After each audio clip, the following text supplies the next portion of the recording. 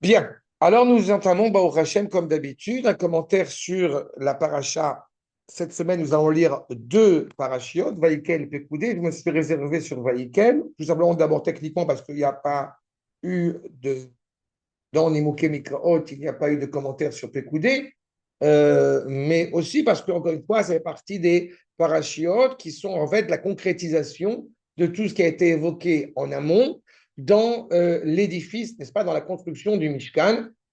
Trouma était de savé, nous étions dans la théorie, et Vaikel Pekoudé, ça y est, on est en train de le construire. Les dons sont apportés, ce qui va être justement une discussion sur le sujet. Et je vous rappelle par la même occasion que ce Shabbat, c'est Shabbat Achodesh. Shabbat Achodesh, c'est parce que nous allons annoncer, n'est-ce pas, le mois de Nissan. Je crois que c'est mardi ou mercredi. Je ne savais plus tout à l'heure, je t'ai dit. Je n'ai pas vérifié parce que c'est ça. Voilà. Et en tous les cas, effectivement, c'est donc le Shabbat où on va annoncer le mois de Nissan. D'accord? On est un petit peu confusé, comme on dit, dans cette période où on ne sait plus où on en est, mais disons qu'on sait quand même que Pessah, on est dessus. Quoi. On avance progressivement vers le CDR. Non, vers le point. Pétard. Si je voyage, Amen. si je voyage tout le Pessah, chez les enfants, je ne suis pas dans la maison. Alors, Je dois nettoyer la Badaï. maison hein, et quand me ramener. Mechira, s'il y a besoin, pas forcément. Mais si vous voulez, on parlera des Alouettes Pessah. C'est ça. Mercredi soir, c'est ça. Mercredi soir, c'est votre collège. Tu n'as pas besoin. Je dis bien sûr que je. Donc, on rentrera de toute façon à la fois de Pessah avec plaisir, en fonction, pour prendre les dispositions chacun, surtout le contexte actuel. A priori, j'ai cru entendre que on n'aura pas fini avant Pessah, donc peut-être on aura fini le jour de Pessah. En tous les cas, ça veut dire que bon, il faut se préparer à toute éventualité, à l'approche évidemment du CDR. Peu importe. On va rentrer dans le Meimaron avec ce premier verset que vous avez devant les yeux. Vayomru el Moshe, c'est ça. Vayomru el Moshe, les mots, marbi ma'am la'avi midei avoda, la melachet asher tziva Hashem la'asot ota. Nous avons clairement, eh bien, un compte rendu, pas plus qu'un compte rendu, nous avons une envie d'apporter des dons exceptionnels pour honorer eh bien, l'édifice, l'œuvre du Mishkan, mais ainsi que l'a ordonné Akadosh Baruch Hu, mais apparemment, le peuple eh bien, a été exalté dans son apport. Et la question, évidemment, qui est posée, c'est comment est-ce qu'on peut parler d'un surplus? Comment on pourrait reprocher, que Dieu nous en préserve, eh bien, au peuple d'avoir envie d'apporter plus que ce qu'il a été demandé? Regardez ce que nous dit le Rav Karlap. Ma shechasheshu hachachamim al ribouya aba'al amelechet amishkan. Ce que les chachamim ont craint dans cette abondance, n'est-ce pas, du don pour honorer le Mishkan, aya mitor sheraou et godel haitpa'alut shel haribouy. Ils ont été impressionnés par la générosité, si on peut dire, du peuple à ce moment-là. Est-ce que cette générosité est condamnable? Après eux, vous allez me dire, ben non. Ben en fait, si. Pourquoi? Parce qu'il y a un danger dans trop donner. Ne pas donner, c'est un problème. Trop donner, c'est aussi un problème. Pourquoi c'est un problème? Vous être étonné de cela. Pourquoi serait-ce un problème? Parce qu'en vérité, la question qui est sous-entendue, qui est sous-jacente à cela, c'est pour qui tu donnes. Est-ce que tu donnes pour toi ou pour Akadosh Baruch Hu? Je vais volontairement être un petit peu tatillon. On est à Rosh Hashanah et il y a le misement de la Parnassa. Surtout pour les Sfaradim, je parle. Pas? Qu'est-ce qui se passe? Eh bien, évidemment, il va y avoir les enchères. Qui va donner plus? Et donc, évidemment, étant donné que j'ai une société qui marche bien, que je suis millionnaire, donc, je vais donner. C'est un problème, ça, d'ailleurs. Vous comprenez que le fond, il est à deux niveaux. Alors, c'est très honorable de sa part, sauf qu'il y a aussi un petit problème. C'est que ce même juif-là qui est venu à Rosh Hashanah, combien a-t-il de chances que je le vois pendant l'année dans la synagogue? Mhm. Il y en a qui, il y en a qui. Je répète, encore une fois, je répète, il y a malheureusement cette réalité qui existe. Je n'ai pas fait de statistiques pour démontrer mon propos, mais la réalité, elle est ce qu'elle est. C'est-à-dire qu'en fait, si effectivement il y a une vraie envie de donner, vous savez que le Rambam rappelle au niveau de la Tzedaka, ce qui est halakha, qu'il n'y a rien de plus noble que de ne donner de manière anonyme. Que la personne qui est reçue se sente redevable à la personne qui est donnée, cela est évidemment tout à fait légitime et c'est logique. Il y a une sorte de reconnaissance qui, évidemment, on est contre l'ingratitude. Dehors. Mais d'autant plus quand cela concerne le Mishkan. Parce que l'implication qui ici est faite, elle est clairement, comme on se rappelle dans la paracha de Teruma, les inclinaisons du cœur. Ce qui va être sondé, c'est pas combien tu as dans le portefeuille. Ce qui va être sondé, c'est à quel point tu es rattaché à Kadosh Baruch. Poursuivons pour le moment. J'étais un petit peu vite, mais on comprend la problématique. Chasheshu Shema, Noveaze, Mitor Regashot Veitpailuyot, Chomriot. Il craignait que cet élan provienne de, comment dirais-je, de sentiments profondément matérialistes. Pourquoi je vais donner de l'argent si je reprends le parallèle avec la synagogue? Pourquoi je vais donner de l'argent? Ou parce que tout le monde sache bien que la synagogue, elle existe, c'est grâce à moi, n'est-ce pas? Ou alors que en donnant la synagogue, je suis certain que ma société va fructifier, pas? Et éventuellement, je suis un peu dur, et éventuellement pour honorer Akadosh Baruch Hu. Éventuellement. D'accord? Befrinat, Esh Zara, et donc évidemment, je suis admiratif, j'ai envie de donner, j'ai envie de m'émerveiller, j'ai envie de faire choufou. Tout cela, encore une fois, ça s'appelle un feu étranger que Akash Baruch Hu n'a pas ordonné. Asher lo tziva Asher. Umikan, perek bechokmat hashlemut. C'est justement un enseignement très important dans la sagesse authentique, la sagesse complète, accomplie, qui kol peula chomrit. Chaque élan, chaque investissement matériel, צריכה להיות מצד השתעבדות החומר לנשמה. Ce qui m'importe, c'est, je répéterai jamais assez, c'est de rendre la matière, de rendre le corps au service de la neshama, et pas l'inverse. Je développe l'idée que je suis en train, grâce à Afrala, de développer ici, c'est qu'en réalité, si on est en mode regardez combien j'ai donné, alors on est en train de rendre esclave la neshama au corps. Alors que si l'objectif, c'est d'être profondément reconnaissant à l'égard d'Akadosh Baruch Hu, de gagner beaucoup d'argent, et que cette miséricorde qu'Akadosh Baruch Hu a à mon égard en m'offrant de l'argent n'a qu'un seul but, faire du bien autour de moi. Qui est le maître à bord? C'est Akadosh Baruch Hu. Vous avez un goy bien connu qui a dit il y a quelques années de cela, si vous vous rappelez, Bill Gates, qui a dit on peut tout négocier avec un juif, ou je sais plus, non, c'est pas avec un juif. On peut tout négocier, mais il y a un truc que le juif rend innégociable, c'est de garder le Shabbat. Il avait une phrase comme ça, j'ai plus la citation exacte, mais il avait une phrase en disant que on va donner des millions, mais un juif qui est fidèle à sa judaïcité, justement, notamment par rapport au Shabbat, tu montes, tu descends, tu me promets 1 milliard, non. C'est là qui est l'esclave de qui? Mon beau-père, il y a près de 50 ans de cela, en Angleterre, son patron lui propose de lui doubler son salaire, mais qu'il reste 1 an de plus en Angleterre. Réponse tout à fait noble et admirable de mon beau-père, non. Si je reste un an de plus à cause de l'argent, je ne partirai pas.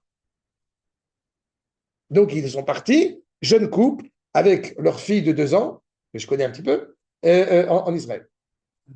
Mais c'est exactement cette problématique-là. C'est exactement la difficulté à laquelle nous devons faire face. Qui est serviteur de qui? Oui, mais alors quand tu donnes dehors, à quoi il faut, on pense plus alors. Il faut fermer les oreilles, les yeux. Je n'ai pas compris. Quand je donne, moi, Alors, je donne parce que je vois le bonhomme, je le vois, et je dis que ça va l'aider dans un très moment bien. Et difficile. alors? C'est très bien. Alors, Et alors, c'est quoi le problème? non, mais C'est tout à fait je pensais à légitime. C'est la caille. Non, mais il ne te dit pas de quoi. Je ne te dis pas de ne pas faire et je ne te dis pas, encore une fois, que c'est ce que tu fais est séparé et distinct de la volonté de servir à Kajbourou. Je dis simplement que si tu donnes et que tu dis, c'était comment il avait dit Gad Elmaleh dans un spectacle, dans un film sur la bar mitzvah. Et il dit combien papa il a payé pour la bar mitzvah, va le dire à tout le monde. Bon, ben c'est ça le danger, quoi. Ça, en fait, l'objectif. Oui, c'est pas une référence. Bon, on a compris l'idée. Mais ce que je veux dire, c'est que le prêt n'est pas donné aux pauvres. C'est très bien que tu veuilles le donner aux pauvres. Et c'est tout à fait honorable de ta part d'avoir ce sentiment d'être inquiet pour le sort de ton frère juif. Ça, c'est pleinement légitime. Mais ce que je démontre, ce que je montre là, enfin, ce que le Rafrala en fait dénonce, et on est par rapport au Mishkan, mais puisque l'occasion est parlée par rapport à la Tzedaka, c'est est-ce que, je te connais suffisamment pour savoir que ce n'est pas le cas, est-ce que tu fais cela en disant va dire aux autres combien j'ai donné, et d'accord, que tout le monde voit bien que j'ai donné. Oui, c'est là, en fait, qui est esclave de qui. Oui, mais il y a un autre problème, que je donne Zdaka parce qu'il va me rendre. Alors, je vais lui donner pour qu'il me rende. Non, mais ça, c'est un autre problème. Ça, c'est un autre problème. Ça, c'est autre chose. C'est pas un sujet. Mais aussi, c'est Non, pas bien. oui, mais c'est pas grave. Ça, c'est moins grave. Ça, c'est moins grave. Ce qui est dangereux, c'est l'orgueil. Ce qui est dangereux, c'est l'orgueil. Et là, encore une fois, l'exaltation, si tu nous dis, est-ce que l'exaltation, je reprends sur mon propos, est-ce que l'exaltation de donner au Mishkan, en fait, c'est une exaltation matérialiste ou au contraire, c'est une volonté, encore une fois, de s'élever. C'était ça l'inquiétude des Chachamim. L'argi, chez Kol Hashilton, Seriot Massou et Léa. En fait, je donne cet argent, j'ai la possibilité d'acheter une belle vaisselle, je vais la garder pour Pessah. Il y a la situation. Ah, comment il a dit? En entendant ces mots, il y a des choses que l'argent ne peut pas acheter. Voilà. Acheter du yacht, bâtiment. Je peux acheter du talent, mais je ne peux et je ne pourrai jamais acheter le Shabbat d'un juif. Voilà. Je ne pourrai jamais. D'accord? Je trouve que c'est quand même assez. Je trouve que c'est quand même d'une noblesse. Je trouve que c'est quand même génial cette phrase. Ça montre bien, encore une fois, que justement, cet argent que tu as gagné, à quoi il te sert? Ve'agouf im kol me'avav eino, la kli le malod chavtza, la volonté, ce corps, encore une fois, n'a qu'un seul but, c'est un ustensile, de remplir les désirs profonds de la Neshama. Quels sont les désirs de la Neshama? Servir, aimer, être rattaché à Hachem. Est-ce que je suis en train de vous dire que nous sommes tous, moi le premier, exclusivement animés par cette flamme?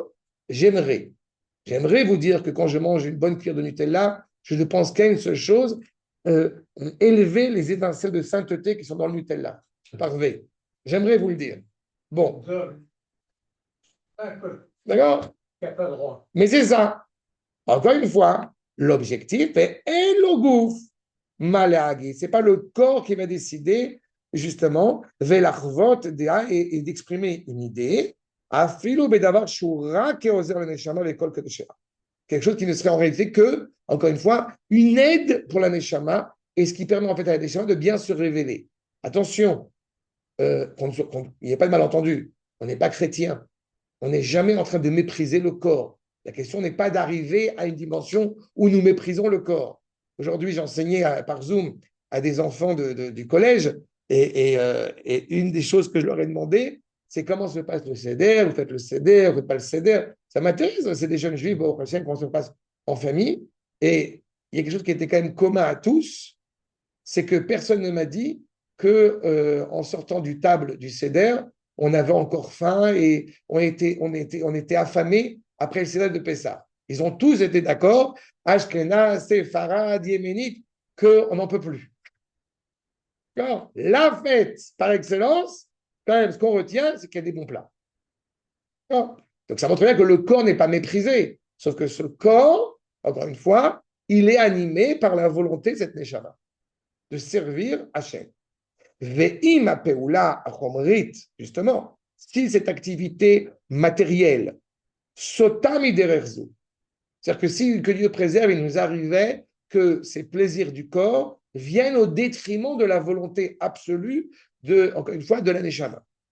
Mouchach, leaser raot rabot, automatiquement, elle amènerait, eh bien, si je puis dire, à s'incliner à de mauvais décrets, de mauvaises choses absolument terribles. Shechen, iamida ayashara. C'est la vertu justement de droiture, cette qualité honnête, cohérente. Asher le megama zu, atsa Elohim et Adam yashar. Akash Baruch Hu, il a façonné l'homme droit avec un objectif de réaliser cette droiture, même au niveau du corps. Les val, il va cacher Cheshbonot Rabin, pas pour de manger justement des comptes, ce que dit le verset, n'est-ce pas, dans Kohelet. Kim liot masur kulo. Tout cela n'a qu'un seul but, c'est être, encore une fois, pleinement attaché, donné aux forces de la Neshama. Si on fait des choses, j'ai souvent évoqué cette problématique, quand quelqu'un va dire « je veux », et on est toujours confronté à cette problématique, que signifie le « je veux » ? En général, le « je veux » est plus, malheureusement, synonymique de « je désire » que « je veux réellement ». Pourquoi ? Parce que « je veux », quand un juif s'exprime et dit « je veux », eh bien, cela devrait venir de la Neshama qui, elle, veut véritablement. Le corps ne veut pas, le corps désire, sauf si c'est un corps qui veut se rattacher à la sainteté. D'accord ? C'est clair ce que je viens de vous dire ? Non, c'est pas clair. Je sens que c'est pas clair. Tu peux faire un parallèle. Merci David. Avec le Maharatit Shekel, donne la moitié Shekel pour qu'on soit riche ou pauvre. Non, non, parce que justement là-bas, c'est volontairement défini. Il y a quelque chose qui est rattaché, c'est le problème de l'orgueil. Mais d'un autre côté, Maharatit Shekel, justement, qu'on soit riche ou pauvre, eh bien, on va donner justement, parce que c'est une manière déformée de compter le peuple. Mais ça, c'est pas la même chose. On ne va pas reprocher à un riche de donner plus. C'est ce qu'il te dit. Ils ont tous donné beaucoup plus que ce qu'il y avait à donner. Et c'est pas ça qu'il leur est reproché. C'est ce qu'il... Je l'explique. Ce qui est reproché, c'est pas le fait d'avoir donné plus. Alors que la Maharatit Shekel, ça serait interdit de donner plus. Ce qui est reproché ici, en tout cas ce qui est craint ici, c'est quelle est la motivation d'avoir donné beaucoup plus que ce qu'il pouvait donner. C'est ça la difficulté. Tu comprends? Même esprit qu'avec. Non, parce que c'est pas parce que le Maharatit Shekel n'est pas dépendant de la volonté donnée. Tu comprends? Elle est exigée de la part de chaque membre du peuple, chaque homme de plus de 20 ans, elle est exigée. Alors que là, encore une fois, c'est pour construire l'édifice du Mishkan et chacun peut donner ce qu'il veut, chacun peut, encore une fois, développer, donner de tout son cœur ce qu'il a envie de donner. Le problème, ce qui a priori n'est peut-être pas un problème, c'est justement le don du Mishkan, cet élan, cette exaltation, est-ce qu'elle est réellement rattachée à la sainteté ou au contraire, elle vient pour essayer d'argumenter, ou en tout cas pour essayer d'avoir une exigence matérielle plus importante. C'est ce qui inquiétait les maîtres. D'accord? Véché. C'est ça, exactement. C'est pour ça que j'ai utilisé ce que le Rav a cité. Évidemment, il fait référence de la même manière aux enfants de Aaron qui, exaltés au sein du Beth Amikdash, eh bien, risquent d'apporter quelque chose qui en réalité est contraire à ce que Akash Baruch Hu a exigé. D'accord? Vechen. Merosh, Isod Achet Akadoum, justement, le fondement même de la faute originelle, Aya Mitzad, Sheosifa, pardon, Chava, Alatzivouy Ve'amra. Nous dit le Rav, cela provient déjà de la faute originelle. La faute originelle du fait que Chava est ajoutée à ce que la loi avait exigé d'elle. Il lui était, je rappelle, interdit de manger le fruit de la connaissance. En tout cas, c'était trop tôt. Il aurait fallu attendre le Shabbat pour le manger. Et elle n'a pas attendu le Shabbat. Mais le serpent réussit à l'aiguiller pour lui faire entendre qu'il n'est pas seulement interdit de manger le fruit, mais il est interdit de toucher l'arbre. Alors que Akash Baruch Hu n'a pas interdit de toucher l'arbre. D'accord? Donc, elle a pris sur elle une dimension supplémentaire qui n'était pas exigée par Akadosh Baruch Hu. Mipri ha'etz, ashir betoch hagan, du fruit de l'arbre qui était donc dans le jardin. Amar Elohim, lo techelu mimenu, vous ne mangerez pas et vous ne le toucherez pas. Afalpi, shaya bezek en gader ou mishmeret. Il y a clairement parfois, et on le reconnaît dans la halakha jusqu'à aujourd'hui, que parfois on va fixer un décret supplémentaire, une limite, pour éviter de tomber. Par exemple, vous savez pertinemment que l'heure du Shabbat, n'est-ce pas, Deoraita, selon la Torah, eh bien, à l'heure où nous allumons les bougies de Shabbat, on les allume bien avant la tombée de la nuit, pour éviter de tomber dans le problème où, que Dieu préserve, nous enfreignerions Shabbat. N'est-ce pas? Avec les autres, les fiches à Dailon Istavu, mais cependant, ils n'ont pas encore été ordonnés à Zalasiat Mishmer. Ils n'ont pas encore été ordonnés à ce moment-là de faire une préservation, une garde supplémentaire. Vaitazot, Rakiterevut Chomrit. En fait, ils se sont engagés, ou elle s'est engagée à faire une limite supplémentaire, ce qu'on appelle en hébreu à prendre sur elle une khumra, alors que cela n'était pas encore ni exigé ni nécessaire. Oui, mais c'est le principe de précaution, il a lieu d'être quand, si je puis dire, quand tu pressens qu'il y a un risque. C'est pas? Je vais aller plus loin que ça dans ma démarche, si vous me permettez. Étant donné qu'il n'est pas bon de parler abondamment avec une femme, donc, même lui dire bonjour, je ne vais pas lui dire. C'est très dangereux. Je n'ai pas demandé comment vont tes enfants, comment tu vas, comment tu te sens, je n'ai pas dit ça. Lui dire bonjour, lui demander, excuse-moi, où se trouve la rue, machin. Il y a une préservation qui peut s'avérer problématique parce que cette précaution-là, elle risque en réalité de se transformer en quelque chose de beaucoup plus dramatique. Tu as vu, excusez-moi du terme, tu as vu le mal là où il n'était pas. C'est clair comment on l'exprime? Et c'est ça qu'elle a fait. Elle a fait une garde supplémentaire alors que cela n'était pas exigé, que cela n'était pas encore demandé.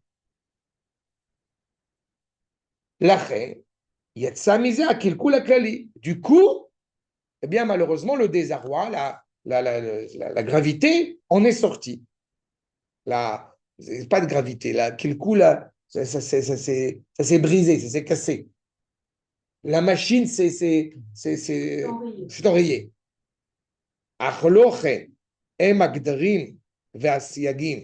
Mais les règles, les limites ne viennent pas à cet effet-là. Mitzat Tzivuyat Torah, Abaye Mitzat Tzivuyat Torah, ils viennent d'abord par rapport à l'ordre de la Torah. Vous savez pertinemment que quand certains vont prendre des décisions pour faire plus que ce que la Torah, elle demande, cela peut s'avérer extrêmement dangereux. Pourquoi? Parce que si tu n'es pas suffisamment habilité, si tu n'es pas suffisamment érudit en Torah, tu peux faire tout et n'importe quoi, voire même aller contre la Torah. Un des exemples les plus connus, bien évidemment, c'est les 4 espèces à Sukkot. Moi, je veux faire plus. Je vais prendre 5 espèces. Ben oui, mais c'est interdit par la Torah. Vous voyez, c'est toutes ces nuances-là qui sont dangereuses. Donc, elles ont lieu d'être uniquement pour te préserver auprès de la Torah. Uniquement par rapport à cela. Veshamartem et mishmarti. Vous allez garder mes gardes, ce que moi j'ai ordonné. Shem osifim zikour vetusha. Ils vont ajouter de la purification, ajouter de la sainteté. Shechen em etzem em atzmam novim mikdushat Torah, puisque encore une fois, ils viennent tous de la sainteté, de l'expression de sainteté de la Torah. Ve'ulam la'azot mishmeret le mishmeret gzera le gzera alul lavo misé kilkul. Il y a un jeu de mots qui est bien connu, c'est Khumra et Chamor. Quand eh bien, on fait tout et n'importe quoi, encore une fois, on ne fait plus une Khumra, on est un Chamor. Vous avez raconté, j'ai eu l'occasion maintes fois de le raconter, que, alors que ça fait une intention qui était sincère de ma part, quand j'étais étudiant, que j'avais décidé pendant un certain temps de mettre les tefilines sur le bras. Je crois que je vous l'avais raconté. Je mettais les tefilines sur le bras et j'avais mis la chemise, on ne voyait pas. Jusqu'au jour où quelqu'un l'a vu. Et bien, dès que quelqu'un l'a vu, j'ai arrêté de le faire. Parce qu'il y a toujours un risque, encore une fois, quand tu donnes, il y a toujours un risque quand tu veux faire plus, que c'est au nom de quoi? Quelqu'un, une fois, m'a fait la remarque, pourquoi j'ai toujours un livre dans la main, partout où je vais. Et ça m'a interpellé.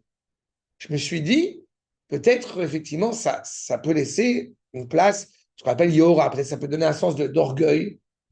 Sauf que, oh Hachem, sauf que, la même journée, je devais aller à la poste, et j'ai remercié Akadosh Baruch, à la poste ou la banque, et je remercie Akadosh Baruch d'avoir un livre dans la main. Donc depuis, oui, j'ai toujours un livre dans la main. J'aurais 5 minutes en train d'arrêter d'entendre mon bus, mon train, la poste, la banque pour avoir. Sinon, c'est. Oui, mais il y a un problème que tu as un livre. C'est très bien que tu as toujours un livre. Oui, mais il y a un côté qui peut, et c'est ce que dit aussi la halakha, d'ailleurs, regarde, il y a un côté qui peut s'avérer très orgueilleux d'avoir un livre dans les mains. C'est-à-dire, je suis érudit, moi j'étudie, toi tu n'étudies pas. Parce que si on le voit toujours, soi-disant étudiant, on va l'appeler le rabbin. Et il n'est pas rabbin. Et vous comprenez que c'est la même problématique, encore une fois, par rapport à ces dons, encore une fois, ces dons qui sont donnés pour le Mishkan. Le danger, hélas, le danger du don. C'est toute cette nuance-là que le Rav est en train de mettre en place, est en train de souligner. D'accord? Mais vous comprenez à quel point c'est très précis. Donc, je reprends. Tout cela n'a qu'un seul but, on a dit, c'est ajouter encore une fois en sainteté, de ne pas juste faire une limite pour une limite. Et malheureusement, la faute de Nadav et de Avihu prend sa source aussi dans cette dimension-là. Pourquoi? Parce qu'ils ont ajouté par eux-mêmes, pour eux-mêmes. On est tellement élevé pour Akadosh Baruch Hu, alors qu'ils ont un rôle à ce moment-là qui n'est pas un rôle privé, individuel, mais un rôle public, puisqu'ils sont dans le Beth Amikdash en train de servir Hachem, ils ne peuvent pas faire quelque chose qui les engage eux personnellement. Et de la même manière, malheureusement, on nous rappelle le Rav, que Mochen, Chet Ha'egel, la faute du Vaudor, Aya Aliede, chez Dimou Benafsham, ils ont pensé en leur sein, en leur fort intérieur, שאפשר להם ללכת אחרי הרגשים העצמיים. C'est malheureusement un des grands mâles, une des grandes maladies de notre génération. Si je ressens quelque chose, c'est que c'est vrai. D'accord? J'ai, dans les gens qui suivent mes cours sur YouTube, il y a une femme que je ne connais pas, mais j'avais ressenti. Il y a une femme que j'avais pressentie il y a quelque temps, qui a parlé de Jésus, c'est un rabbin. Là, je me sentais mauvais. Et là, le dernier message que j'ai reçu, auquel je n'ai pas répondu, je ne répondrai pas parce que ça ne m'intéresse absolument pas, j'ai je voudrais vous faire part d'une révélation que j'ai eue récemment. Voilà. Sentez là, sentez le. Voilà. Ça, on est passé de l'autre côté. Je n'avais pas de doute avant, elle n'est pas juive. Elle n'est pas juive. rabbins qui pensent comme ça. Ils sont mignons. Si c'est un vrai Talmid Chacham, on peut discuter. Si c'est encore une fois, je n'ai pas eu d'abord un Rav ne dirait jamais j'ai eu une révélation. Non. Un Talmid Chacham ne parle pas comme ça. Le Rav Mordechai Eliyahu Zecher Tzadik Kadosh Levracha, qui était un grand Mekoubal, il n'a jamais dit j'ai eu une révélation. Non. Manitou qui parle du problème iranien dans ses enseignements, il n'a jamais dit rappelez-vous de ce que je vous ai dit, dans 20 ans, ça va se produire, etc. Ceux qui font ça, c'est ceux qui veulent absolument essayer de justifier la grandeur de Manitou. Alors, pour ma part, je ne justifie pas la grandeur de Manitou. C'est un grand maître, point final. Pas besoin de savoir s'il était un oracle grec ou non. Je ferme la parenthèse. Mais le sentiment personnel, encore une fois, qui est apporté et qui vient essayer, si je puis dire, eh bien, de ratifier la vérité sous prétexte qu'il ressent, il est très dangereux. Combien de fois on a eu à cette même table l'occasion de dire je me sens juif, je sens la Torah, je sens, je ne sais pas ce que tu sens, mais tu ne sens rien du tout. D'accord? Non, non, que Dieu préserve. On a parlé de ça, d'accord? Mais ils se sentent. Ou ils ne sont pas juifs, je sens que Dieu, il se fiche totalement de savoir si je fais Shabbat ou je ne fais pas le Shabbat. Eh ben non. D'accord? C'est exactement la problématique. Regashim atzemiim. C'est pour ça qu'il était aussi important que cet acte généreux de don dans le Mishkan, il ne faut pas oublier que dans l'ordre des parachiotes, même si la construction du Mishkan a anticipé, en tout cas la prévision du Mishkan a anticipé le veau d'or, il semble que la construction du Mishkan a succédé à la faute du veau d'or. Et on connaît cette problématique. Excusez-moi de la référence, toujours pareil, un peu culturelle, mais ce jeune homme qui va apporter un gros bouquet de fleurs à sa femme pour aucune raison le lendemain.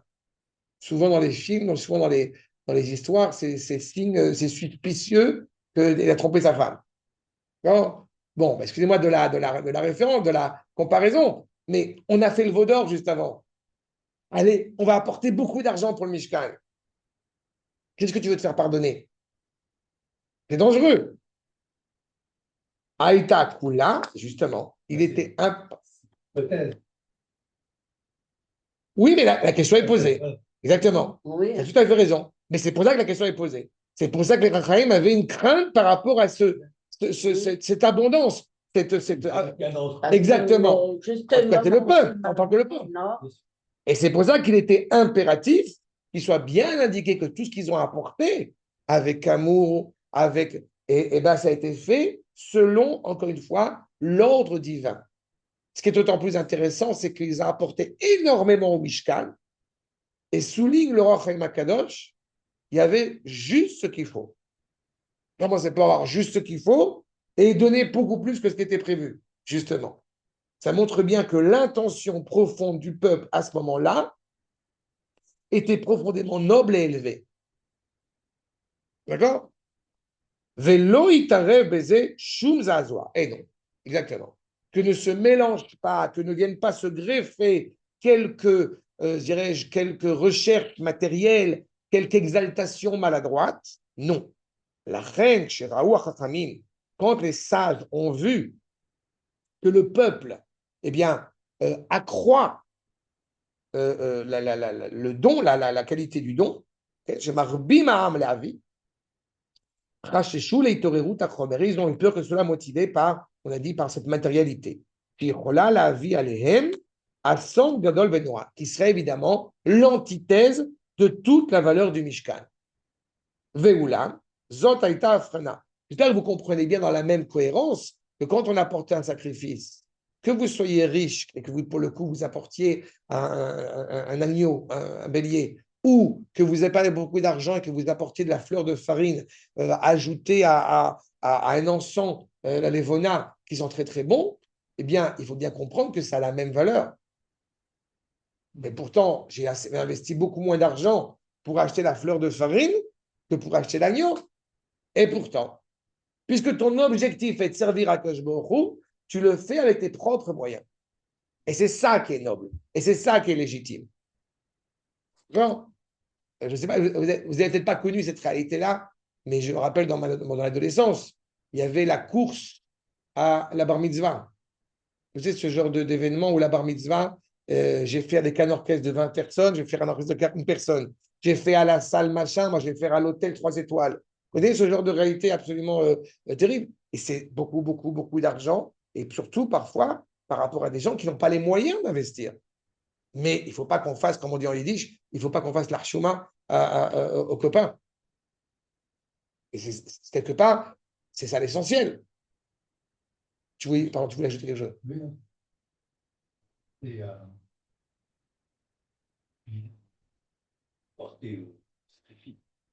il y a un riche à porter sa banque de farine. Mais tu as tout compris. Ouais, non, Bien sûr. Tu as tout compris. Mais bien sûr. C'est exactement la problématique. Ce qui serait évidemment malvenu. Mais c'est justement.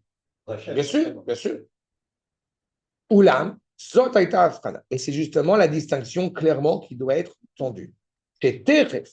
Quand, eh bien justement, l'ordre a été dit d'arrêter, et ba atzivou le afsik et abat miyad, quand il a été ordonné immédiatement arrêter les dons, eh bien, qu'a fait le Ham Israël? Il a stoppé. Vaïchale Aham, ça y est. Le peuple, il n'a pas donné plus que ce que Akash Baruch Hu attendait de lui. Il a voulu donner plus, mais dès que Akash Baruch Hu a dit vous arrêtez, ils ont arrêté. Enfin, on n'achète pas de l'amour, je ne vais pas vous l'expliquer. C'est un sujet très complexe. Des preuves. Le problème, c'est donc très complexe. Pour moi, il est d'une simplicité énorme. Eh ben, ouais. Alors, Donc tu vois que c'est pas. Quand peut-être qu'on ne rend pas compte. Ouvda que le peuple au Hashem se rend compte. Et tant mieux. Mais Zoaya les Had qui ça a montré pour l'éternité que ce n'était pas motivé par un matérialisme maladroit, malvenu, qui mitzad idbakluto et la neshama. Je reprends mon propos de tout à l'heure. Il était démontré grâce à cela que ce n'était pas la neshama qui était esclave du corps, qui servait bien les plaisirs du corps, mais qu'au contraire, le corps servait les bienfaits de la volonté de la neshama, donc la volonté d'Akadosh Baruch Hu. Chez Louayazé Misadrik Sha'achromer, ça avait été motivé par la matérialité. Lo ayou memaharim bezrizim lafsik teref umiad. Si effectivement c'était uniquement pour faire du choufonoyenes, pour faire montrer combien je suis riche, combien je donne et combien j'ai envie de donner, eh bien il ne se serait pas arrêté immédiatement. Ce serait poursuivi. Mais justement, il a été clair que le peuple s'est arrêté de manière précise à ce moment-là. D'accord? Deuxième verset que je vous rapporte, que le Rav Harlap, Baruch Hashem, nous rapporte. Vaïtsav Moshe, vayaviru kol bamachane. Justement, comment cela a été ordonné? Moshe a ordonné, et ils ont fait passer une voix, le chauffard, dans le camp, les morts, ish veisha, chacun, homme et femme, ali asod melachal et trumat hakodesh, ve'yachale ha'am me'adim. Arrêtez les dons, arrêtez de donner pour le Beth Amikdash, pour le Mishkan, et donc ils ont arrêté de donner. C'est fini. Patach be'asiya, ve'sien be'ava. On a commencé par demander, œuvrer pour que chacun puisse participer à l'édifice du Mishkan, et puis, ça s'est terminé, on a arrêté donc, eh bien, ce don. Baïkrou milifne Moshe, donc ils ont pris devant Moshe Rabbeinu, Kol et Ateruma, tous ces dons, Asher Reviu Ben Israël, tout ce qui a apporté, eh bien, tout ce qu'ont apporté les Ben Israël afin de construire, n'est-ce pas, le Mikdash, le Mishkan, la Sot Ota, Vem Eviulav, Od Nedava, Baboker, Baboker. Et ils ont apporté encore de nouveaux dons, eh bien, de bon matin. Vous vous rappelez que dans la paracha, dans la deuxième paracha que nous allons lire cette semaine, Pekoudé, comme son nom l'indique, c'est les comptes. Il y a tous les comptes qui sont établis.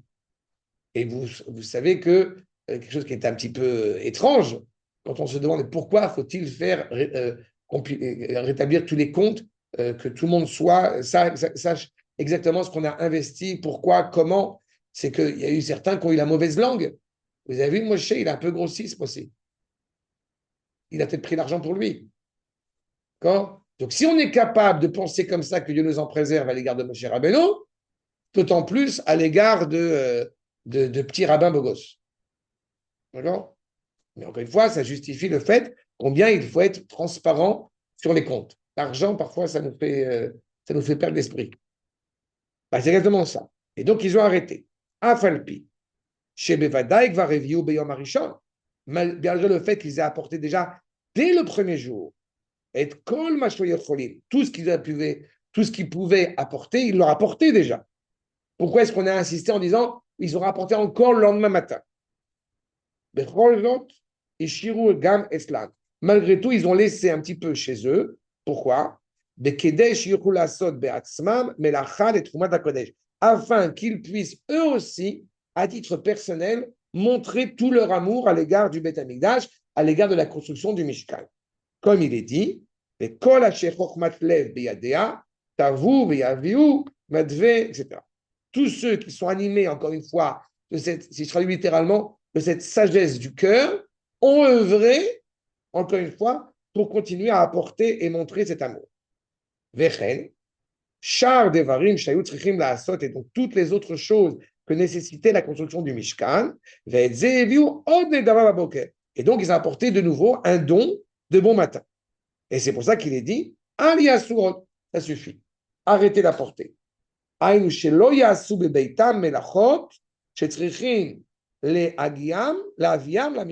fait, ils ont apporté tout ce qu'ils pouvaient, et puis j'ajouterai que, qu'est-ce qu'ils ont fait pendant toute la semaine? Eh bien, ils ont fait un charité. Ils ont fait un halodon. On dit en français halodon? C'est ça. Point IL. D'accord? Ils ont donné tout ce qu'ils pouvaient donner. C'est bon, t'as donné, grâce à Dieu. Non, mais allez, qui donne encore? C'est ça. Eh bien, ça, cette œuvre extraordinaire, cet amour profond d'Am Israël pour Akadosh Baruch Hu, pour le Mishkan, Moshe leur dit, ça y est, c'est bon. Arrêtez-vous, ça suffit. Umimele, et donc évidemment, ils ont arrêté à ce moment-là. Maintenant, je vous rappelle, autre petit détail qui est émouvant, c'est les miroirs. Vous connaissez le fameux Midrash, j'ai fait tout un cours sur le sujet, sur la cuve, n'est-ce pas? La cuve qui permet à faire les ablutions des mains et des pieds, n'est-ce pas? Au sein du Mishkan par les Kohanim, elles sont faites des miroirs de nos femmes, de nos mères, pas? Vous devez avoir en tête, c'est quelque chose qui m'a toujours beaucoup ému, c'est en Égypte et pendant la Shoah, les femmes se faisaient belles avec les moyens du bord pour essayer de plaire à leur mari. Quand je dis les moyens du bord, vous comprenez que c'est pas grand-chose. D'accord? Histoire qui raconte à chaque fois qu'elle se piquait le doigt pour avoir les joues rouges. Mais vous comprenez, c'est vraiment, bon, et ben dans la même problématique. Ces miroirs qui ont servi justement à accroître la famille hébraïque, et ces miroirs-là qui vont servir à la construction du kior, à la construction, encore une fois, de la cuve. Regardons ensemble. Veyas et akior, donc on fait la cuve, nechoshet, qui est faite de cuivre, vet kano nechoshet, et son robinet lui aussi de cuivre, bemarot a tsavat asher avopetach oel moed, qui vont être amenés à l'entrée de la tente d'assignation. Nous dit Rashi, Bnot Israël, les filles d'Israël, Ayou beyadan marot. Elles avaient des miroirs. Chez Ro'od Baen, chez En Mitkashtot, qui leur permettaient de voir quand elles se préparaient, quand elles se maquillaient. Ve'af otan lo igvu. Et même cela, alors que c'était utile pour elles, quand même, ces miroirs, eh bien, ça ne les a pas arrêtés d'amener justement ça en don au Mishkan. ואף אותן לא יגבו מלהביא נדבת המשכן. והיה אותם משה בהן מפני שעשויים ליצר הרע. C'est-à-dire que, encore une fois, on aurait pu penser que Dieu préserve, on aurait pu, ok. On aurait pu penser que cela, excusez-moi, je me suis mal exprimé. Vaya moes Moshe baen mipnei she'asuim leyetzerara. On aurait pu penser que, étant donné que ces miroirs sont faits pour être belles, peut-être que ça prend sa source dans quelque part le mauvais penchant. C'est pas s'arranger devant le miroir, c'est bien. Trop s'arranger devant le miroir, c'est dangereux. Si je traduis en langage contemporain, moderne et jeune, TikTok. Vous connaissez TikTok? Non? Ça veut dire, voilà, il y a cette nuance-là. Ce que je dis souvent à certains jeunes élèves, certains jeunes hommes, sur le fait que faire du sport, c'est bien, la salle de sport, c'est bien, mais on n'est pas obligé de l'exposer sur TikTok toutes les 5 minutes. C'est la frontière est très mince. Et en gros, je traduis ça un peu, mais c'est ça que nous dit Moshe. Qu'il y avait une crainte de refuser ça parce que ça a servi à quelque chose qui pourrait s'avérer problématique. Et bien, que pense Akadosh Baruch Hu? Amarlo Akadosh Baruch Hu, Kabel, accepte ces miroirs, qui elu chavivin alay, il trouve grâce à mes yeux. Min akol, parmi tous les dons qui ont été donnés, ces miroirs-là, on trouve beaucoup de grâce à mes yeux chez Aliedehem et Emidou Anashim, Tsevaot Rabot Bemitzraïm.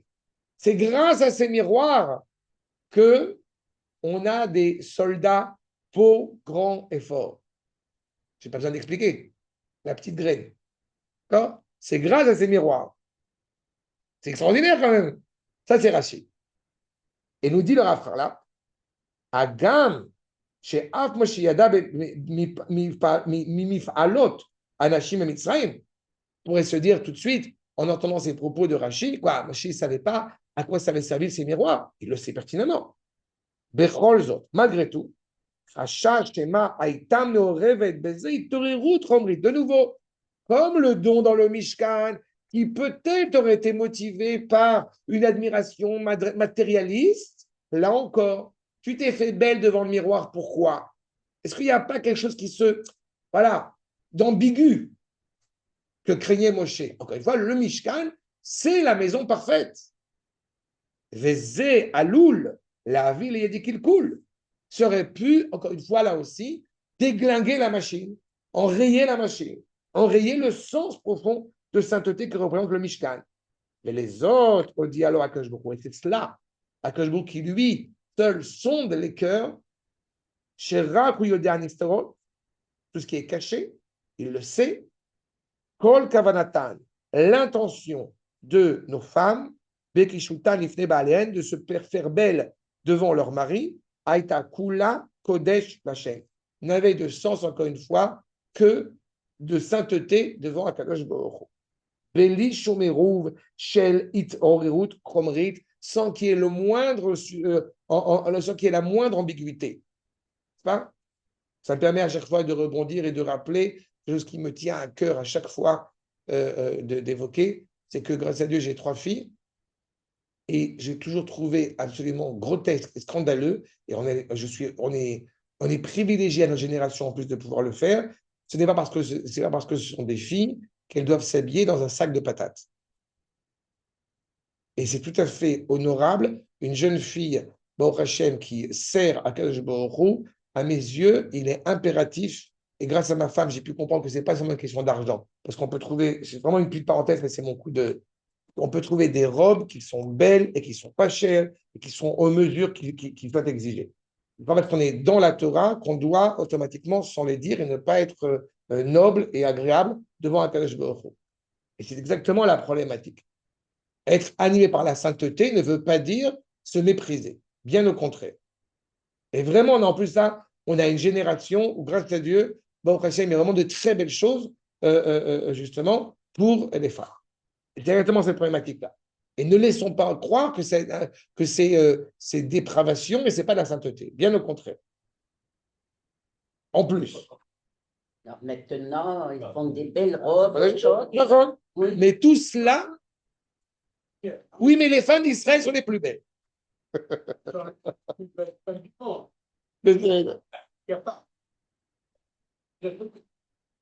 Baruch Hashem. Je ne sais pas, je regarde qu'une, je ne sais pas. Non, en vérité, je ne regarde pas qu'une, je regarde 4. Mais pas pour les raisons, on a compris, évidemment. Mitorze, yesh lirot, noraout tzidkut anashim be Mitzrayim. Une opportunité pour nous de rappeler la grandeur, la sagesse de nos femmes en Égypte. Chez Gam Alinyan, c'est même pour cela, chez Omer Alav, ou Berchet Yechamteni Imi. Je vais traduire ce verset, je vais l'expliquer en 2 secondes. Ayuen Mezokachot, elle se purifiait, elle se rendait encore plus belle, encore une fois, mais Tachlit Azikour, Vayu Reuyot le Israël, et Ayu Reuyot chez Israël, Igalou Bisrutan. On se rappelle que c'est grâce aux femmes que Israël a été sauvé, a été sorti d'Égypte. Myriam, bien évidemment, Yochevet, bien évidemment, mais aussi ces femmes, encore une fois, Bisrout, Besachar, Nashim, Tzadkeniot, grâce à ces femmes justes, Taïou Botodor, qui étaient en cette génération, Nigalou, Israël et Mitzrayim. C'est grâce à cela que Israël a été sauvé d'Égypte. Donc c'est l'occasion de le rappeler en parlant de ces miroirs. Et puisque le Rav Karlap nous a invités à essayer de comprendre un peu plus ce verset, je vous ai livré en dessous, donc le verset dans les Tehilim, voyons le verset ensemble. En be'avon cholalti ou befet yechematani imi. Que signifie ce verset? Nous dit le Metsudat Sion, d'abord les mots cholalti, nivrati, kemo ve'el sara et techolelechem. C'est-à-dire qu'en réalité, quand j'ai été façonné, j'ai été créé, peut-être que pendant l'intimité entre un homme et une femme, il n'y avait pas que la sainteté. Peut-être qu'encore une fois, il y avait aussi une volonté qu'on appelle le Yetzer d'Arayot. Et ce Yetzer d'Arayot, l'instinct de la débauche, il est nécessaire. Pas? Mais le corps s'est réchauffé. C'est ce qu'il dit. Yechameteni milachon hamima. Le corps se réchauffe. Nous dit le Metzudat David, Kshenitramema imi, j'aurais une mauvaise traduction, mais je n'ai pas trouvé d'autres, je n'ai pas pensé à d'autres. Quand la période d'ovulation est arrivée, voilà, je ne sais pas si c'est plus clair comme ça, mais c'est ça. Chez Traima Imi, c'est ça. Alors, ça peut paraître un petit peu sommaire, mais c'est ça. Quand la période, le moment où la femme revenant du mikvé, bon, Hashem, elle est agréable, chez Nitabra, quand elle est tombée enceinte, mais Méni, a priori, Aya Beche, peut-être qu'il y avait une faute, encore une fois, dans l'intention qui était derrière. En Be'avon Cholalti, qui est Amrou Rabotenu, comme on dit justement le Chachamim, en concernant David. Vous savez que David est né de Ishaï et d'une femme qu'il croyait être sa servante. D'accord? Ça veut dire que Ishaï, il a vu une jeune femme qui était servante. On retrouvait la même problématique qu'on a eu entre Yehuda et Tamar, entre parenthèses. Mais là-bas, entre Yehuda et Tamar, c'est l'inverse. C'est Tamar qui a fait en sorte que Yehuda vienne auprès d'elle. Mais là, Ishaï a vu une femme qui était une servante. On dit que c'est la servante de sa femme. D'accord. Mais en fait, qui était cette servante? Sa femme. Ça aurait pu être une faute, mais ça n'en est pas une. Ouais. C'est ça. C'est ça. Non, mais c'est ça. Voilà. Il a trompé sa femme, il a trompé avec. Voilà, exactement. C'est ce que je dis. Et j'ai entendu dire dans un shiur que cette servante-là, avec Ishaï, c'était icône de la servante Agar. D'accord, il y a un sens profond là-dessus, c'est un sujet à part entière. Mais oui, c'est juste pour qu'on comprenne bien la problématique. C'est ce que dit que Zal David, Avon Asher Umeen Avon, Asher Nivreti, non, attends, j'ai sauté une ligne. Aya Ben Tumura, qui a vivre Chashav Sheba Ashifrato, ou Ba Alishto. Son père, Ishaï, pensait qu'il allait auprès de sa servante, et en fait, il est allé auprès de sa femme. Et les Amar Nivreti Be'avon. Je pensais que j'avais été créé à cause d'une faute, que mon père est allé avec une autre femme. Mais les Emeod Gavarbi, et donc évidemment, j'avais une crainte que mon Yetzera, que mon mauvais penchant, m'engage à fauter. Mais d'avoir avant, Asher ou Me'en avant, Asher Nivretiba. En fait, qui m'engage vers une faute, comme la faute qui a priori dans laquelle je suis né. Mais en fait, ce n'est pas une faute. Maintenant, Quand on lit cela, le Rav Harlap, il l'a évoqué avec, encore une fois, avec louange à l'égard des femmes d'Israël. Mais vous comprenez qu'en réalité, c'est la même problématique qui est posée par rapport à la construction de la cuve, du robinet avec les miroirs. Tu as cru que les femmes étaient motivées par un mauvais instinct, et en fait, pas du tout. Tu as cru que Isha était là avec la servante, et en fait, pas du tout, il était là avec sa femme. En fait, parfois, il peut arriver malheureusement, et c'est pour ça, d'où l'importance d'avoir toujours un œil malgré tout, alors ça peut paraître naïf, mais d'où l'importance de travailler pour avoir un œil bienveillant à l'égard d'autrui, c'est qu'on a trop vite fait de juger la personne qui est en face. Et il nous est demandé, quand on est profondément rattaché à la Torah, de considérer d'abord l'autre comme étant juste. L'important, c'est pas l'intention, Non, la réalité. non, Non, c'est là. l'acte. Il faut fauter. Oui, il n'a pas fauté. Oui, mais quand même. Bien, tu parlais au début. Donc, il y a risque de valoir plus, de faire valoir la chaîne. Là, en l'occurrence, son intention était de fauter quand même, s'il l'a. Alors, tu as raison quand il s'agit d'une attention qui relève le collectif, pas quand ça concerne l'individu. Que tu sois conscient ou non de la mitzvah que tu fais en allant à l'armée, d'accord? Je m'en fous. Par contre, quand il s'agit de la construction du Beth Amikdash, il est évident qu'il importe que ce soit motivé par un idéal, encore une fois, par une motivation idéale. Sauf que c'est à la mesure de l'endroit où se trouve le peuple. C'est-à-dire que le peuple, à ce moment-là, dans le désert, il est profondément élevé vis-à-vis d'Akadosh Baruch Hu. Il y a eu la faute du veau d'or avant. Certains, par exemple, je te le rappelle, vont, dans la même cohérence, eh bien, reprocher à certains juifs qui montent sur le mont du Temple de savoir si on est à la hauteur ou non de monter. Mais à ce rythme-là, on fait bien. Enfin, on n'a pas la prétention de dire on est des gens extraordinaires et donc on est intéressé par le temple, pour le Beth Amikdash. On a simplement envie de restaurer une réalité qui, de facto, est absolument inconcevable et intolérable. Enfin, là, dans la problématique qui est posée, ce n'est pas le Mishkan en tant que tel, c'est la cuve qui va servir à purifier les Kohanim pour travailler dans le Mishkan. Ce n'est pas la même chose. Mais si, parce qu'on parle d'un acte, d'abord de manière générale, quelle que soit la réalité. Il n'aurait pas reproché, je reprends ce que j'ai dit tout à l'heure, je reprends à l'inverse, il ne l'aurait pas reproché, même dans le cas qu'on avait évoqué au début, il n'aurait pas reproché d'avoir donné. Il aurait reproché d'avoir trop donné. En tout cas, la crainte d'avoir trop donné. Mais ce n'est pas d'avoir donné. Ce qui va importer de toute façon, c'est l'acte. Ce n'est pas parce que j'ai eu l'intention ou non d'entendre le chauffard que je vais m'acquitter de la mitzvah ou non. L'important, c'est d'abord et avant tout d'écouter le chauffard. D'avoir l'intention d'écouter le chauffard donne une dimension supplémentaire à la valeur du chauffard, mais ne vient en aucun cas rendre caduque la sonnerie du chauffard si vous n'avez pas l'intention de l'écouter réellement. De la même manière que là, dans la mesure où Ishaï a commis un acte qui aurait pu s'avérer être un impair, mais qui s'est avéré ne pas être un impair. Donc, pas de discussion. D'accord? Sinon, on aurait très vite fait de juger le monde entier. Est-ce que ton intention est suffisamment pure? Et c'est un vrai danger, entre parenthèses. C'est un vrai danger qu'on retrouve à tous les niveaux, si je puis dire, d'érudition spirituelle.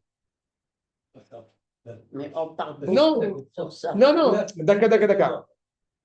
Bon, manifestement, droit pénal, Non, l'intention, non, ben non. Mais justement, Dans la disposition. d'abord, on n'est pas dans le droit pénal.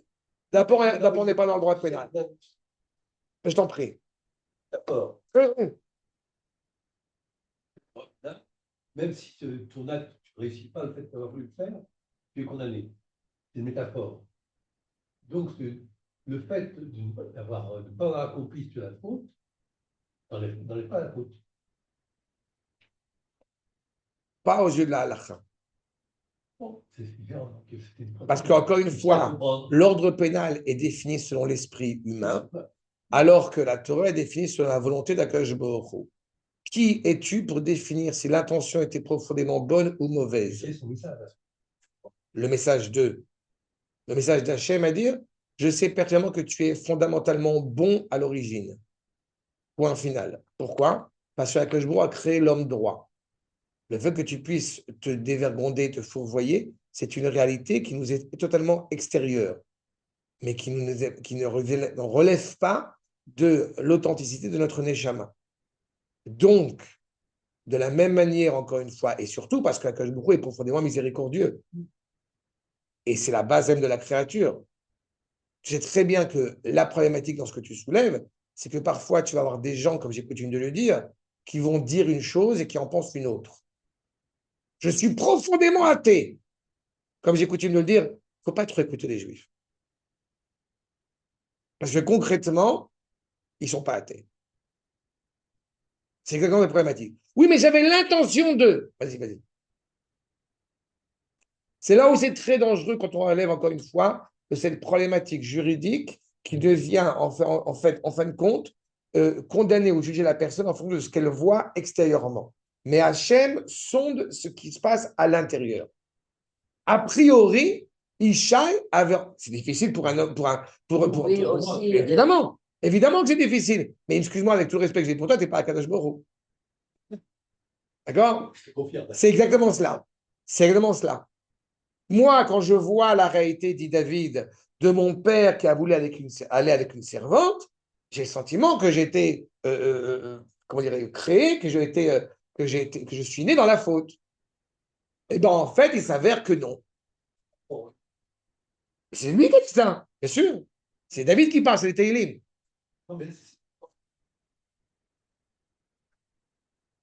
Non, parce que c'est les Tehillim, donc pour moi, c'était clair. Oui, mais il se dit. D'abord, David, il ne se dit jamais qu'il est pur. D'accord. Oui, oui. Oui, mais aussi. Exactement. Mais aux yeux d'Akadosh Baruch Hu, certainement pas.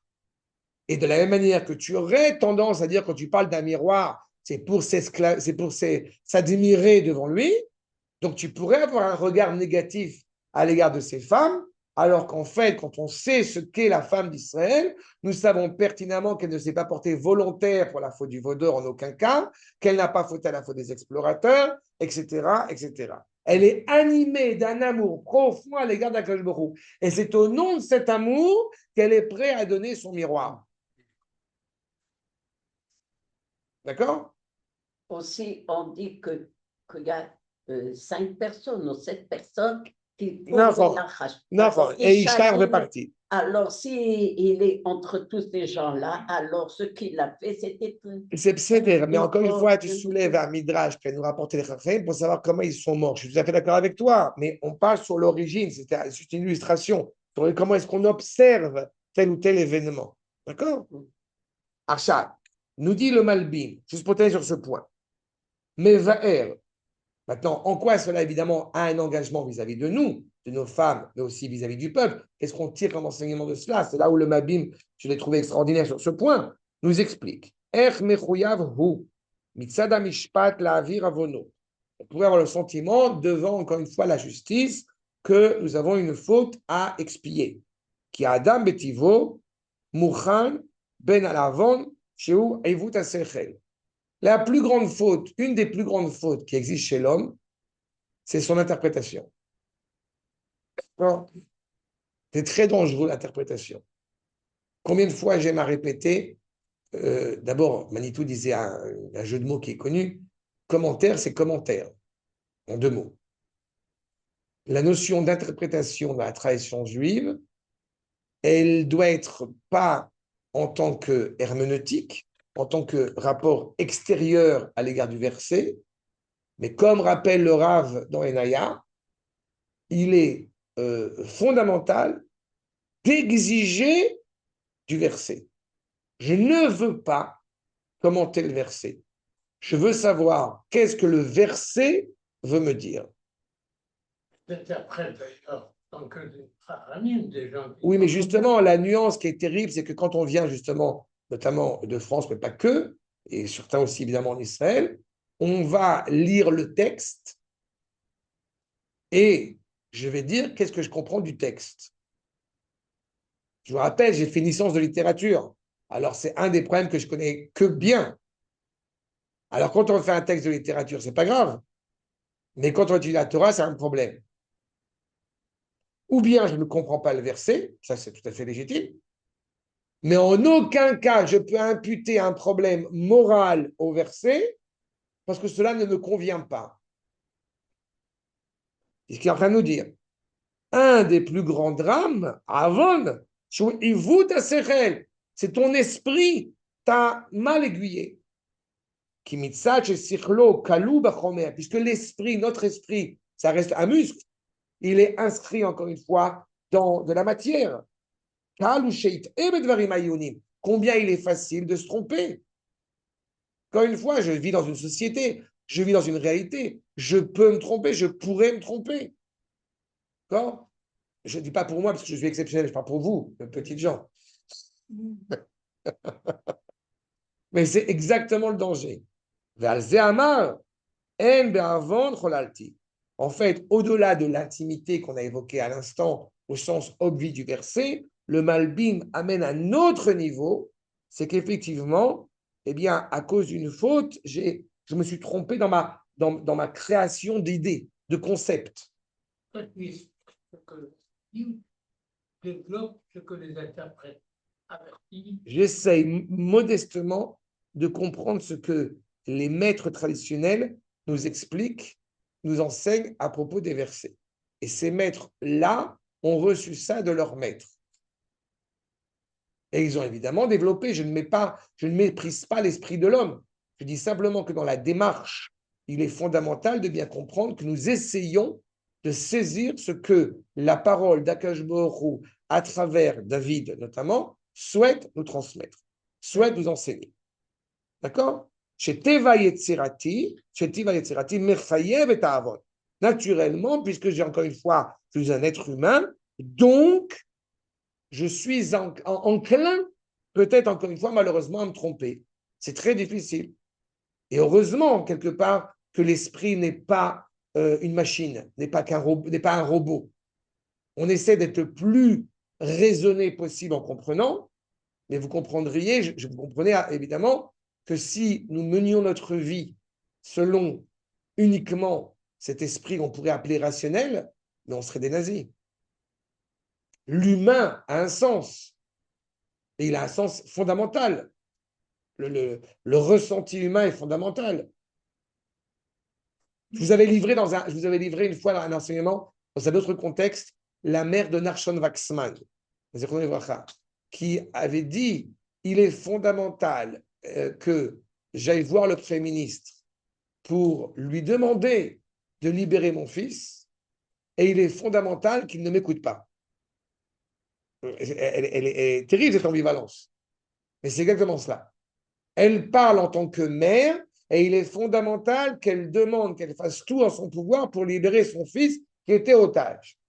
Mais il est fondamental qu'il ne m'écoute pas.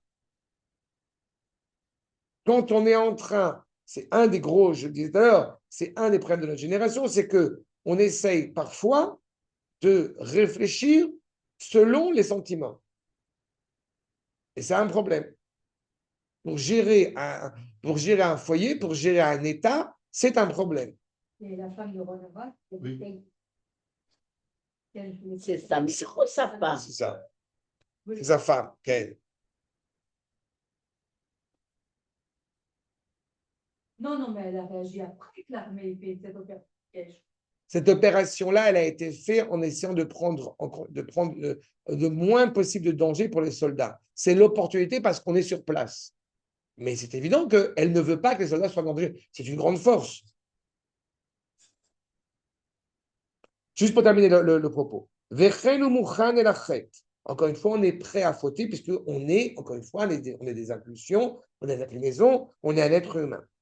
Qui bechet yechamni imi, de la manière que la mer qui s'est réchauffée au moment d'avoir cette intimité, Be'et achimum shenolad, au moment où je ne peux pas m'empêcher de dire, je sens une chaleur, j'ai besoin de dire, j'ai besoin de développer une pensée, pas seulement au niveau de l'intimité au sens propre du terme, mais aussi de la pensée qui a été formulée, parce que je suis encore une fois, je ne peux pas m'en empêcher. Il y a une histoire dans la Gemara qui raconte que un homme voulait absolument aller avec une femme et les rabbinim ont refusé. Juste que je puisse la regarder, refuse. Juste que je puisse la toucher, ils ont refusé. Parce que toute sa volonté n'était motivée pas par quelque chose encore une fois, de noble, mais au contraire par une pulsion maladroite. Vous avez un exemple évidemment dramatique, alors, au sens obvi, c'est Amnon et Tamar. N'est-ce pas? Amnon et Tamar, les enfants de David, qui malheureusement ont eu une intimité. Enfin, une intimité. Amnon, il a un petit peu abusé de Tamar, pour être gentil. Et une fois qu'il a bien abusé de Tamar, casse-toi. Ce qui est très dramatique. C'est pareil. C'est la pulsion qui a pris le pas sur l'engagement à l'égard, encore une fois, de l'autre. Ta'ava tamishgal. Nishar boteva ta'ava sheileze alul elachet. Sheu misal ta'ava. Encore une fois, l'impulsion peut nous amener à trébucher. J'ai presque envie de dire, pour reprendre la problématique de tout à l'heure, quelque part, c'est Akash Baruch qui a sauvé Ishaï. Il aurait pu tomber, mais en fait, il s'est avéré que, et je tiens à vous préciser, mais c'est un sujet à part entière, j'ai fait ça quand j'ai fait une série de cours sur Yehuda et Tamar. Et quand on voit la démarche, j'ai fait aussi un cours sur les filles de Lot il y a quelques années. Quand on voit toute la démarche qui nous amène à David, on voit le chemin sinueux pour y arriver. Mais à chaque fois, alors que la Torah, évidemment, n'est pas un livre de halakha, mais on voit à chaque fois qu'il y a Akash Baruch qui a aiguillé derrière. Ça veut dire, Yehuda n'avait pas prévu d'aller voir Tamar, mais Hershua Akash Baruch a organisé des trucs pour que Yehuda rencontre Tamar. Vous imaginez, je raconte souvent ça avec vraiment beaucoup de tendresse et d'humour, mais vous imaginez si une jeune femme qui a 20 ans de moins ou 30 ans de moins que, excusez-moi, la Havdil, évidemment, entre Boaz et Aaron Barak, mais vous imaginez si on avait entendu que dans une chambre d'hôtel, eh bien, Aaron Barak avait passé la nuit avec une femme de 20 ans de moins que lui, et avec évidemment leur annonce officielle qu'il ne s'est rien passé cette nuit entre eux. Mais vous vous rendez bien compte, évidemment, que les journaux en auraient déjà fait des confettis. Et pourtant, on parle de Boaz et de Ruth. Ruth était toute la nuit au pied de Boaz, et évidemment, il ne s'est rien passé, vu la grandeur de Boaz et vu la noblesse de Ruth. Il dormait, mais le Midrash te dit que le Yetzer Hara s'est exprimé cette nuit-là. C'est très difficile. Bon, il avait 80 ans. Il avait 80 ans, on a comment? Mais tu comprends que non. Dans un autre contexte, si on ne comprend pas la sainteté de la Torah, on peut facilement tomber dans un écueil, encore une fois, et apporter une démonstration qui est absolument abjecte. La frontière, je répète, est très mince. D'accord? C'est pour ça qu'on a vu les femmes, c'est pour ça qu'on a vu le peuple, mais en fait, et surtout en cette période, j'ai envie de conclure, il est fondamental de se renforcer avec un œil bienveillant à l'égard du peuple. Je passe mon temps, quand les gens me disent « c'est la grande mode, maintenant ils mettent les tzitzit », je réponds « je m'en fous ». Ils mettent, d'abord, je ne crois pas que ce soit une mode, et j'aime à le dire, j'ai vu dans la publicité du collège où je travaille, les profs, ils ont mis une affiche, je me rappelle, c'est une école qui n'est pas religieuse, il y a des possibilités pour acquérir des tzitzit à un prix exceptionnel. Mais tu vois ça, tu te dis, mais qu'est-ce qui se passe? Mais j'ai envie de pleurer quand je vois ça, et pleurer d'amour, d'affection, de bonheur. Arrêtons de voir, encore une fois, tu vois le mal partout. Non, justement, surtout en ce qui concerne le peuple juif. Exactement. Eh bien, c'est pas grave. Eh bien, je préfère voir le bien dans le peuple juif que de voir le mal dans le peuple juif. Je pense qu'il est essentiel aujourd'hui, et croyez-moi, je ne suis pas crétin, je ne suis pas soudainement devenu frayeur, comme on dirait. Non, rassurez-vous, je sais pertinemment qu'il y a quelques énergumènes profondément tordus. D'accord? Vous avez 2-3 personnes qui ont manifesté, j'ai vu ça cette semaine, qui ont manifesté à Haïfa contre cette guerre assassine et génocidaire que notre gouvernement d'assassins mène contre l'Iran. C'est pas grave, ils sont crétins, ils sont bêtes, les pauvres. Peut-être qu'ils ne sont pas Oui. chrétiens. Hein? Faut dire, nous tous les jours pour eux. Pour nous aussi. Pour nous, et commencez par moi. Mais encore une fois, il est évident que c'est une bêtise monumentale. Non. Il y en a quelques-uns. Bon, Akash Bokhu, il va les aider. Atkan, c'est clair? Même lui. C'est le moment d'attaquer.